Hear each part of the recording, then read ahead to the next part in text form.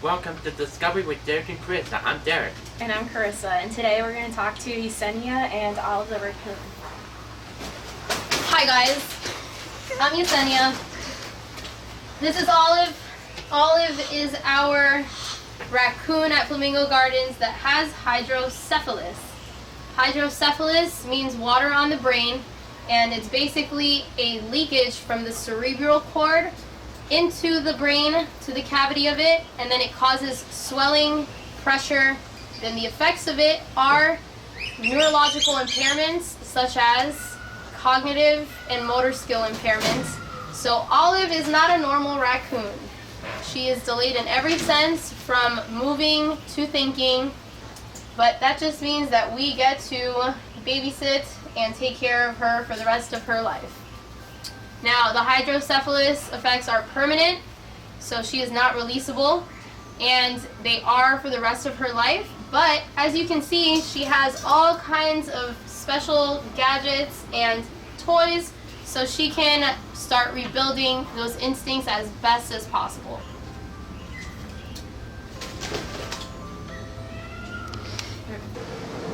How is Olive? Olive is doing really good these days.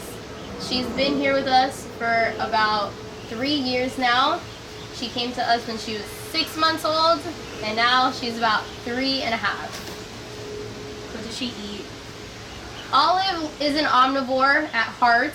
She likes her fruits, her vegetables, only chopped up, and a lot of cat food, because she doesn't eat raw meat like a wild, normal raccoon would. How's her teeth? Well, her teeth are extremely sharp, just like a normal raccoon. We're gonna see if she'll show you with her eating habits. Can we come over here? She's camera shy, guys. But we're gonna show you her hands too. Those hands are very special. They're sensitive to touch, and they also have the ability to climb very well and actually smell different items. They have tiny whiskers on the bottom of their hands that allow them to basically smell the world, and it helps them because they don't have the best vision.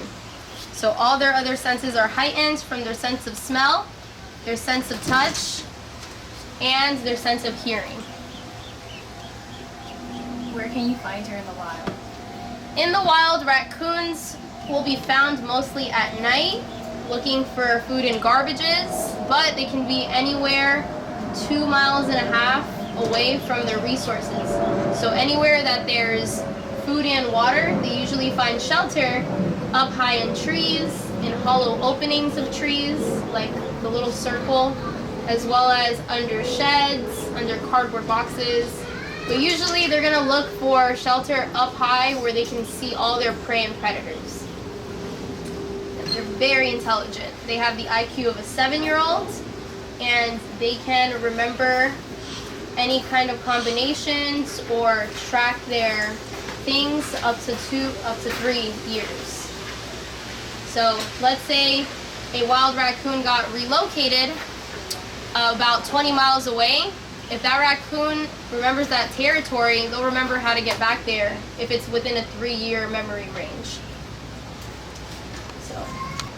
So how do they get rabies? So rabies is a very interesting virus. It'll only sustain in a mammal system that has a temperature over 99 degrees. And in that, their temperature is always over 100. So it can lie dormant in their system, but not until that rabies is activated by an infected rabies virus.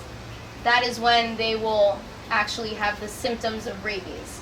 So, for example, if a raccoon in the wild has rabies in their system but it's not active, it can lie dormant anywhere from 6 days to 9 years.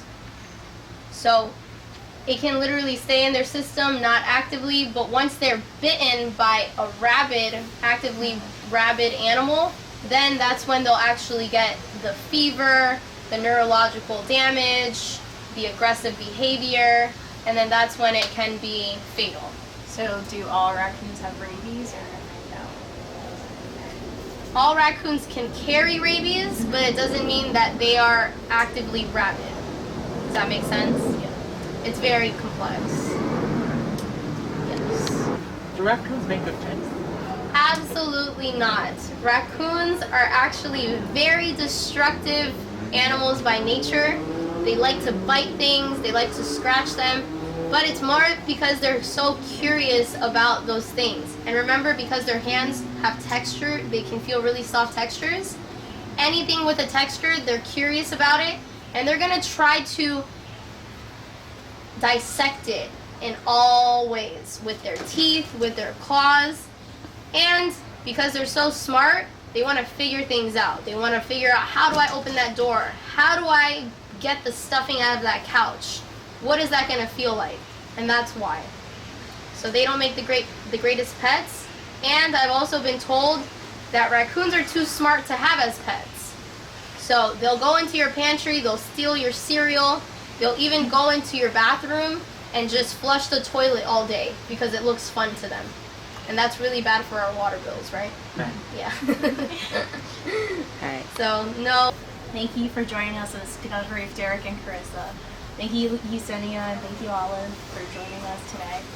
Not a problem, guys. It's always our pleasure. This is all of the raccoon.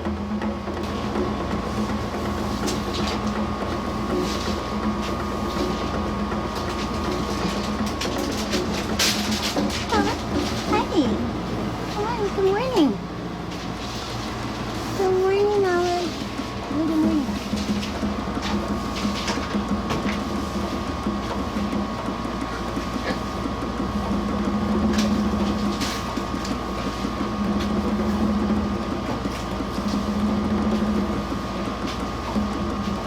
Oh, she's gonna stretch. Stretch it out, girl. Oh, yeah. That was good.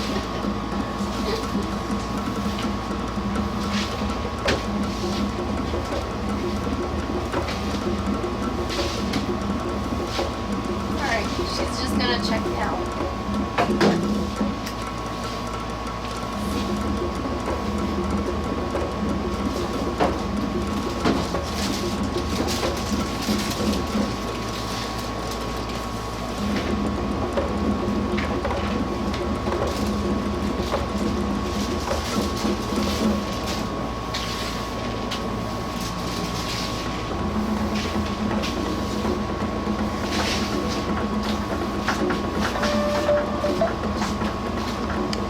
Let me see if I can get some more. So Derek, Whoever- she has something called hydrocephalus.